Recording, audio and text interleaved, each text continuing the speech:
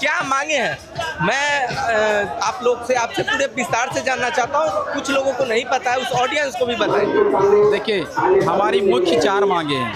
पहली मांग है, जैसा कि आपको पता होगा, झारखंड का जो जेपीएससी एग्ज़ाम हुआ है और 2-3 साल में जो भी एग्ज़ाम हुआ है, वो एक ब्लैक लिस्टेड कंपनी टीडीपीएल जिसका नाम है, वो ब्लैक लिस्टेड कंपनी के द्वारा हुआ है, जो कि जेएसएससी ने भी ब्लैक लिस्ट किया था, यूपी गवर्नमेंट ने भी उसको ब्लैक लिस्ट किया था, लेकिन यहाँ पे जेपीएससी ने उसी को टेंडर दिया एग्ज़ाम लेने के लिए। तो पहला मांग है, जो उस एजेंसी के द्वारा जो भी एग्ज़ाम कंडक्ट किया गया है, उस एग्ज़ाम को कैंसिल करें। दूसरा मांग हमारा ये है कि एक शख्स है अभय तिवारी, वो टीडीपीएल एजेंसी का मार्केटिंग मैनेजर रह चुका है और उसी का लाभ उठाते हुए झारखंड की कई सारे एग्ज़ाम वो निकाल चुका है। यहाँ तक कि जो सबसे विवादित एग्ज़ाम था जेएसएससी सीजीएल, उसमें सेकंड टॉपर बना है, वो सेकंड टॉपर बना है। तो हमारी ये भी मांग है, दूसरी मांग, कि जहाँ जहाँ उसकी संलिप्तता पाई गई जो भी एग्ज़ाम में, वो सारा एग्ज़ाम कैंसिल हो, ये दूसरा मांग है। तीसरा मांग हमारा ये है कि सीआईडी से जांच हो। कुछ लोग कहेंगे कि सीआईडी से क्यों, सॉरी सीबीआई से क्यों, सीआईडी भी तो कर सकती है। तो मैं उनको कहना चाहूँगा, सीआईडी ने 2025 में जांच किया था, जब सीजीएल का घोटाला हुआ था, उसमें 7 लोगों की गिरफ्तारी भी हुई, लेकिन फाइनल रिजल्ट क्या हुआ, अभय तिवारी सेकंड टॉपर बन के आया। तो इसी कारण से उसकी जो संलिप्तता है अभय तिवारी की, उसको सीआईडी ने उजागर नहीं कर पाया उस समय। तो इस कारण से हमें सीआईडी पे विश्वास नहीं है, हमें सीबीआई इंक्वायरी चाहिए। ये तीसरा मांग है। चौथा मांग है हमारा, रिफॉर्म की बात करते हैं हम लोग कि जेपीएससी और जेएसएससी में रिफॉर्म हो। यहाँ पे रिफॉर्म से मतलब क्या है, एडमिनिस्ट्रेटिव रिफॉर्म की हम लोग बात कर रहे हैं, जो प्रशासनिक सुधार है उसकी बात कर रहे हैं हम लोग। प्रशासन में किस तरह से सुधार होना चाहिए वो मैं आपको समझाना चाहूँगा। जैसे जेपीएससी की नियमावली है 2001 की, उस पर क्या है, यहाँ के जो मेंबर अपॉइंट होते हैं वो होते हैं असिस्टेंट प्रोफेसर लेवल के, जबकि बाकी राज्यों की आप बात करेंगे, जैसे महाराष्ट्र है और भी राज्य, वहाँ पे कुलपति स्तर के मेंबर अपॉइंट होते हैं। यानी कि जो नियमावली है उसी में ही गड़बड़ी है। बाकी जगह में आप क्या देखेंगे, जो मेंबर अपॉइंट होते हैं वो एडमिनिस्ट्रेटिव बैकग्राउंड के होते हैं, यानी प्रशासनिक उनका बैकग्राउंड होता है। लेकिन झारखंड में ऐसा नहीं है, जो मेंबर यहाँ पे बैठे हुए हैं वो प्रशासनिक विभाग से नहीं है। ये हमारी मांग है कि उसमें रिफॉर्म हो। उसके बाद जेएसएससी में क्या है, वहाँ पे भी जो लोग बैठे हुए हैं, चाहे वो क्लर्क लेवल हो, अभी आपने सुना होगा कि सीआईडी ने कुछ और लोगों कर्मचारियों को भी हिरासत में लिया है। यानी कि जो कर्मचारी लेवल से चेयरमैन तक है, वो सारे इस संलिप्तता में, इस अनियमितता में लिप्त है। तो हमारी मांग ये भी है कि उसमें पूरा रिफॉर्म हो, नए तरह से उसका सुधार हो, उसका फिर से गठन हो, पुनर्गठन हो एक तरह से। ये हमारी मुख्य मांगे हैं। आपकी जो मांगे हैं झारखंड में लेके, पता चला है कि मैंने एक वीडियो देखा था कि नौकरियां जो है 20 लाख, 25 लाख, 50 लाख में बिक रही है। इस पे कितनी सच्चाई है? बिक रही सोशल मीडिया में मैंने एक वीडियो देखा कि जॉब 50 लाख तक में बिक जा रही है। देखिए, वो आप देखेंगे इसलिए क्योंकि झारखंड एक लौता ऐसा राज्य है जहाँ पे जिस तरह ईएमआई भरते हैं ना आप, उसी तरह ईएमआई में रिजल्ट आता है, इंस्टॉलमेंट में रिजल्ट आता है। 10 रिजल्ट आज आया, कल 10 रिजल्ट आएगा, परसों 10 रिजल्ट आएगा। तो उससे क्या पता चलता है, जिसका ईएमआई पूरा हो गया उसका रिजल्ट आएगा, जिसका ईएमआई बाकी है उसका रिजल्ट नहीं आएगा। अच्छा, शिक्षा झारखंड का कब से खराब है?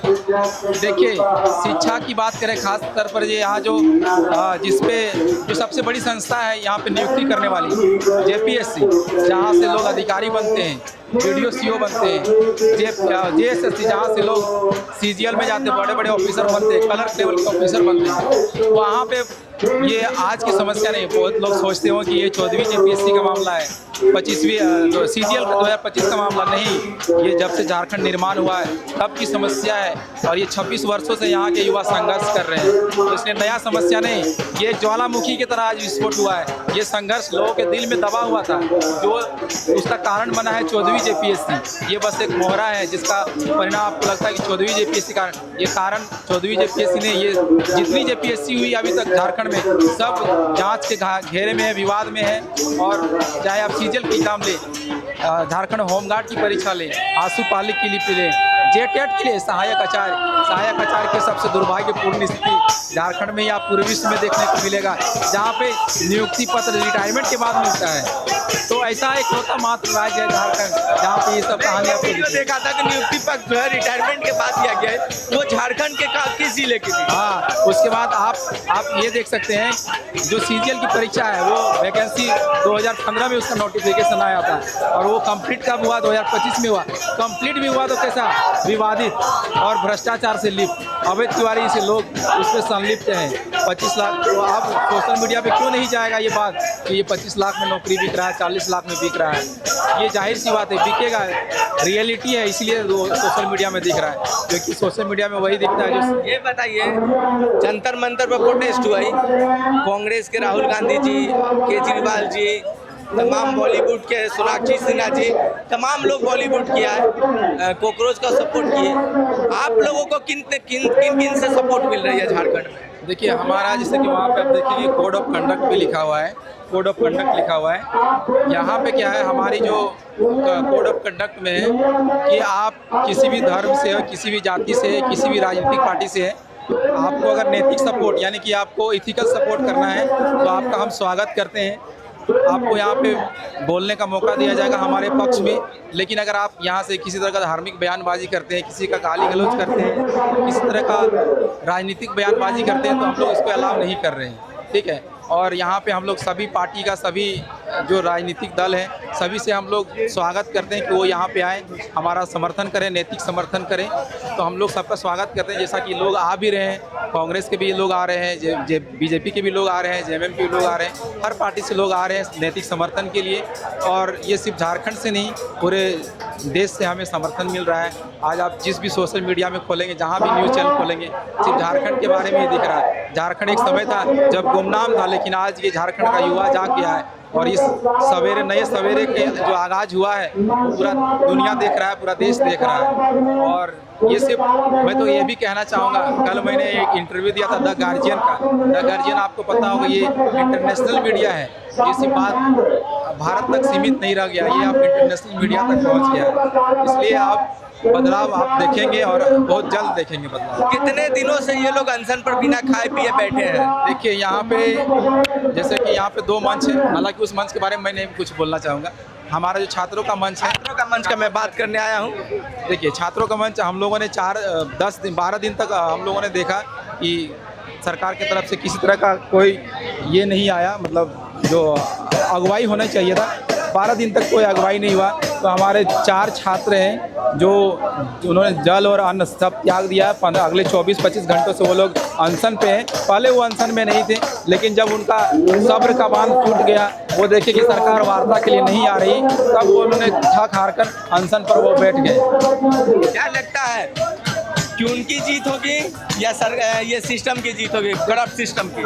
देखिए, ये गांधी का देश है, ये बाबा साहब अम्बेडकर का देश है, ये संविधान से देश चलता है और हम लोग संविधान के मूल्यों पर विश्वास करते हैं। तो आशा करते हैं कि हम लोग संवैधानिक तरीके से लड़ाई लड़ रहे हैं, तो उम्मीद है कि संविधान के तहत हमें जीत जरूर मिलेगा, क्योंकि ये सरकार लोकतंत्र का सरकार है, यहाँ कोई तानाशाही नहीं है। तो विजय हमारे लोकतंत्र की जरूर होगी, जरूर मिलेगी। चलिए, तमाम लोगों से क्या अपील कीजिएगा? सभी लोगों से बस यही अपील करेंगे कि बस हमारा समर्थन करें, हमारा नैतिक सपोर्ट करें, क्योंकि ऐसा पहली बार झारखंड के इतिहास में हुआ है कि लोग पहली बार, हमारे जो युवा हैं जागे हैं और इस नए सवेरे का आगाज़ हो चुका है।